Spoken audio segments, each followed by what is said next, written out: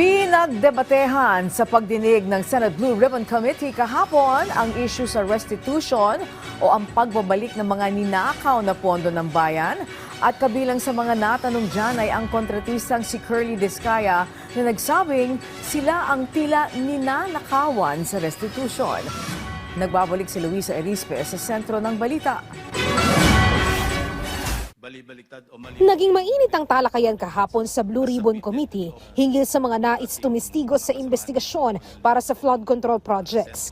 Isa na rito ang paglusot ni Henry Alcantara at Yusek Roberto Bernardo bilang mga state witness sa investigasyon sa flood control projects. Ayon kay Senate President Pro Tempore Panfilo Lacson, huli na ba talaga para makapasok din bilang witness ang ibang hawak nila sa Senado na sina Bryce Hernandez, JP Mendoza at Curly Discaya. Sabi naman ng DOJ, may tsansa pa talaga silang makapasok. Pero si Senator Rodante Margoleta, iba ang hirit. Baka raw kasi issue pa rin hanggang sa ngayon ng DOJ ang restitution. Prosecutor Padulyon, ini-insist mo kasi yung restitution kaya tayo nagkakaroon ng problema. Will you still insist on that? Agad na sumagot ang DOJ. Hindi umano restitution ang kailangan, kundi kooperasyon sa investigasyon. Paulit-ulit po namin sinasabi yon, Mr. Chair, na hindi po siya kondisyon para ang isang tao ay matanggap o makonsidera bilang isang witness under the Witness Protection Tapos Program. Na tayo dyan. Tapos na tayo dyan. Kaya nga po, sinasagot ko po kayo na hindi ko po namin sinasabi. Wala po kami sinasabi na restitution is a condition. So I'm not insisting on it, sir. Bumanat ulit si Marcoleta. Kaya naman tinanong na ng Senador si Curly Discaya, nagbalik na nga ba ito ng pera? Pero hindi inaasahan ang sagot ng kontratista. Paano yung kay Discaya? Pinipilit ninyo na mag-restitute. Sabi niya, ewan ko kung pinag-usapan ninyo. What did they tell you, Mr. Discaya? Hindi ko po masabi kung magkano po. Kasi para sa akin po, parang kami po ang nanakawan. Parang ibig sabihin, parang modern day na pagnanakaw. Ibig sabihin yung nakaw ba? Siya pa ang magbibigay ng pera dun sa ninakawan niya, parang ganun po. Sa tanong din naman ni Senator Lacson, ang dating sinabi ni Discaya na naniningil raw siya sa mga kongresista noong panahon ng nagkakagipitan.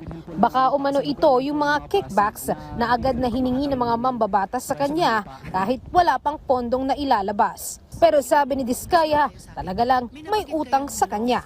Kaya nga may balita si Carla Discaya naniningil sa mga congressmen kasi nag-advance At naipit. Kasi pumutok tong flood control, nakapag-advance, nagte-text siya sa mga congressmen, naniningil. Tama ba yan, Carly? Humihingi lang din po ako ng tulong sa kanila. At saka syempre po, talagang may mga utang po talaga sila. Pero Yun na nga yun.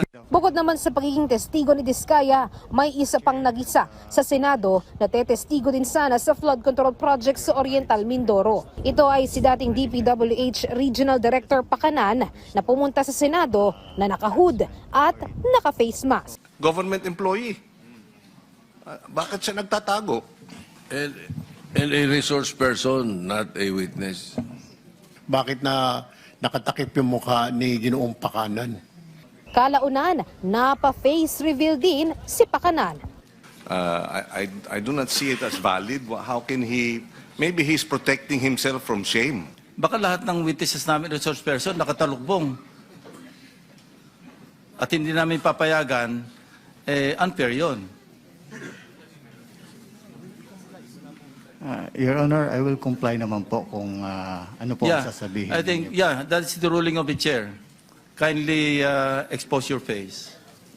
Samantala, hindi naman sumipot si Orly Guteza at dating Representative Zaldico sa pagdinig kahit pa pinasabpina na sila. Kaya naman ipapa-show cause order ang dalawa, pati na rin ang apat na iba pang hindi sumipot. Luisa Erispe para sa Pambansang TV sa Bagong Pilipinas.